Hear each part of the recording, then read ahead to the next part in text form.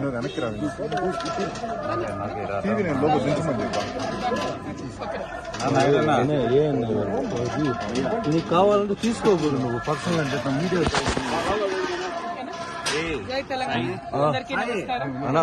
నాకు రావట్లేదు. నేను గత 4 సంవత్సరాలుగా పడుతున్నటువంటి మనోవేదన ఆ స్వామివారి దయ వల్ల మరి కంప్లీట్ గా నేను ఏదైతే చెప్తూ వచ్చాను, సత్యం నా వైపు ఉంది, న్యాయం నా వైపు ఉంది, భగవంతుడు నా వైపు ఉన్నాడని చెప్తూ వచ్చాను. అదే నిజమని రుజువు చేస్తూ కంప్లీట్ గా కోర్టులో మరి క్లీన్ చీట్ రావడంతో స్వామివారికి కాలినడకన వచ్చి మొక్కు చెల్లించుకుంటానని అనుకున్నాను. దానికోసం ఇవాళ ఇక్కడికి రావడం జరిగింది. నిన్న కాలినడకన కొండకెక్కి ఈరోజు పొద్దున్నే స్వామివారి దర్శనం చేసుకోవడం జరిగింది. మరి అదేవిధంగా రాబోయే రోజులలో తెలంగాణ రాష్ట్రంలో తెలంగాణ ప్రజల పక్షాన తెలంగాణ ఇంటి పార్టీగా పనిచేయడానికి ఫ్యూచర్లో పొలిటికల్ పార్టీని కూడా పెట్టబోతా ఉన్నాను.